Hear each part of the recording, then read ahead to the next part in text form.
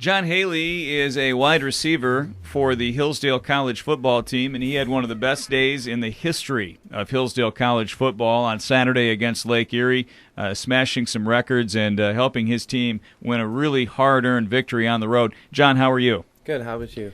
We're also joined by Assistant Athletic Director Brad Monastiere. Brad, when you look at the wide receivers who have passed through the hallways at Hillsdale College, whether it's Ed House, Andre Holmes, who's playing on Sundays for the Oakland Raiders, the fact that John Haley surpassed all of them with that effort on Saturday is just amazing. Well, we've had some awfully good players. Hillsdale fans will know Mike Blanchard very well, and boy, did he do a good job for us. A.J. Kegg got invited to an NFL camp after his career, and John had a day unlike any of them have ever had. And it was just a great job by John and the offense and Mark LaPrairie, the offensive line, for giving Mark time, exploiting weaknesses that they saw in the Lake Erie scheme and just jumping all over it. I mean, I think sometimes in football, and I don't refer to anyone specifically with this, you see an obvious weakness you can exploit. You almost go away from it because you assume adjustments by the other team. Well, we didn't have to adjust because we kept hitting them with big play after big play. And John was the guy who stepped up and burned them the most. And real happy for John. He's got his name there, and that it can stand in the categories that I put together above some awfully good names we've had in the past. Brad's been on you for a while as a pick-to-click guy, a guy that he thought that the ceiling was really high. And yet last year, solid season, 26 catches, 319 yards on the year with 2 touchdowns. Not a breakout season, but a solid season statistically with some other wide receivers out there. To put that into context, the 2 touchdowns all last season, you had 2 touchdowns on Saturday. Yep, I did. You had almost as many yards in that game as you had last season. I mean, it's just an incredible game. Did you have any idea before the game that you were in for that kind of an output? Well, we knew that Lake Erie played a lot of man defense. Mm-hmm. So they put a lot of guys in the box to try to stop the run. So we knew that there'd be a lot of passing opportunities, and so we just took advantage of that. And I guess you did. I mean, you look at the passing yardage from Mark. He was 21 of 39, 426 yards, which is exactly the record, which is almost impossible for me to believe. And then you end up with 8 catches, 268 yards. Let me repeat that. 268 yards, 2 touchdowns, an average per reception of 33.5 yards per reception with a long of 78. That's a night. That's a day of work. Yeah. You earned your scholarship right there, I would say. I mean, that's really exciting. You know about Andre Holmes. I don't know if you've heard of Ed House before, but some of the great wide receivers. You even look back to an Aaron Waldy. He mentioned A.J. Kegg. To have the single-game receiving record, what does that mean to you? Well, it's an honor because those are all. I've seen film for almost all those guys that you mentioned, and they're all really good receivers. So I guess it's just an honor to be up there with all of them. What do you think of Mark LaPrairie so far? Mark's been doing really well. He's been making good reads. He's been making adjustments at the line. He's really football smart. He'll just keep getting better, I think. How would you compare Sam Landry, who was a senior last year and played at the quarterback position? How is Mark different from Sam in their style? Are they really similar, or are there some specific differences between the 2 QBs? They both have a lot of poise, so they're both the same in that respect. They both don't get too crazy or excited on the field. But in terms of their throwing style, Sam, he was a lefty and Mark's a righty. And Sam liked to throw it probably a little bit harder than Mark throws. So Sam liked to try to fit it in there between some windows, and Mark gives you a little more touch. Mm-hmm. True. Let's talk about that 78-yard pass down the sideline. Can you set it up for our listeners? What were you guys seeing, and what were you trying to exploit there?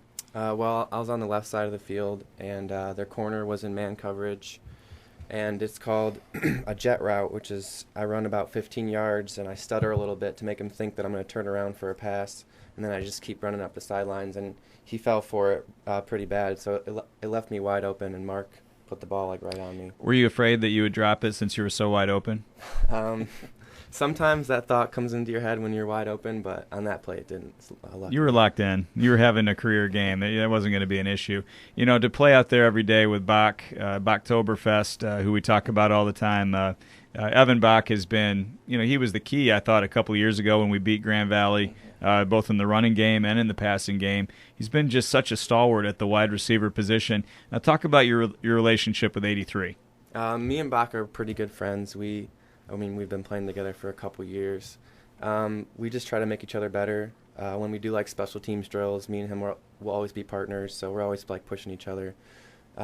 He's a really hard-nosed player, so I can learn from him to do that, like to block hard and stuff like that. So. And you're trying to bring Taylor Cohn along too, right? Mm-hmm. He's one of our younger wide receivers. This is his first year playing, but he had a touchdown in the game as well, and he'll just keep getting better too. 40 carries for Bennett, 41 carries. He also had some receiving yardage as well, and he's returning kicks. Now, the old saying is the ball ain't heavy, but that's a lot of work for Mr. Bennett Lewis, wasn't it? Yeah, like after the games, he's like a little banged up and he's ice and stuff. You think?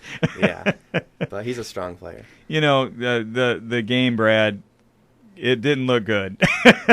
5 minutes left, down 7, and frankly, we just couldn't stop them. They were scoring almost at will with the running game, and you even felt like if we were able to score, they would get the ball back and just shove it right down our throats one more time. And the fact that we were able to force that fumble, defensively, there were some holes there for us. There's no doubt about it. But at winning time, at the time when you had to make a play, we made a play. And, the defense, gave up 595 yards and maybe had the biggest play of the game because Lake Erie, let's say they run the clock out or they get to midfield and stall them or go into overtime, and then it's Russian roulette from there in an overtime situation where you slip up a little bit, the other team kicks a chip shot field goal, you lose the game. So I think it's something that Coach Otterbein talks about a lot. They don't quit. They just keep plugging away. Our defense was giving up big plays quite a bit through the game. They still attacked every play like we can make a difference here. And it was nice to see Kyle Johnson, who's been a backup for several years, get right in the mix on a game-deciding play. And the other guy key in that was Zach Hill, who's another one of these real young players who's filling a larger role this year. And it's nice to see that combination of those two guys team up to make a game difference-making play like that at crunch time. And you always tell me that I should purchase stock on Swaffer. And Swaffer was spending a large amount of his day in the backfield at Lake Erie. And I think we should get used to that because Zach's got the size and the speed to be able to dominate who he's going against. And the nice thing, the advantage he's got as a D lineman, you can move him around. You're not locked into facing the other team's left tackle on every snap. You can move him around and try to give different looks to the offense. And if you put that little seed of doubt in their mind, they get out of what's comfortable for them, and Zach can make you very uncomfortable. Can you confirm that my schedule reads that we have a home game this weekend? We're home. What? We haven't been home for a while. How about it? Good to be home. I can't wait. 1 o'clock. Actually, 5 of our next 8 are at home because we had the first 2 on the road. We end the season at Wayne State, November 15th. So in between, you got 8 games. 5 of the 8 are home. So we can be comfortable. 1 o'clock, Northern Michigan. The Wildcats are in town on Saturday. Obviously, you've worked on some film to prepare for the game. What are you seeing on film from Northern Michigan? Well, no game is a gimme, so sure. Northern is a pretty hard-nosed team. They're going to play till like the very last whistle. It's just going to be whoever makes the most plays and obviously whoever scores the most points at the end of the game. Does that game Saturday, though, does it shift your expectations coming into a game? Like, do you expect to be more involved in the offense now after a game like that and produce at an even higher level that you had been before? Not necessarily. I don't think it really changed up the game plan for Northern. I think that we're just going to keep doing what we've been doing since we started camp, and at the end of the day, we'll come out with a W. Maybe a couple more of those jet routes just for fun. See what happens. That'd be nice. Brad, I want to extend an invitation to everybody listening to the Timeout Show to come on Saturday. The product, the game day experience, the facilities, it's all on point. Charger football is sensational. To see it right in your own backyard, it's not expensive, and you're going to have a blast. And the product and the kids that we're featuring out there, people can really be proud of. There are people that we have in our program that are role models just by being who they are. Charles Barkley had such a famous commercial that I'm not a role model, and I think sometimes it's by choice, your choice, or by other people's choice. Our guys are role models just by default, and you talked to Mark LaPrairie last week, and you're talking to John today. These are guys that, as parents, you'd want your son to grow up to be. In my position, and I told John this before we came in, I wouldn't want to work with any other football program anywhere, because these are men that you can be proud of. These guys work their tails off, not only on the field but in the classroom. And we do pretty well in the classroom for being a football team of 110 players. And so it makes you that much happier when these guys find success either individually or collectively. John Haley, we're so excited for you. Congratulations on the great win on Saturday and the big personal achievements, and best of luck going forward. Thank you. Thank you, Brad. Thank you, John Haley. We'll see you for Charger football on Saturday at home.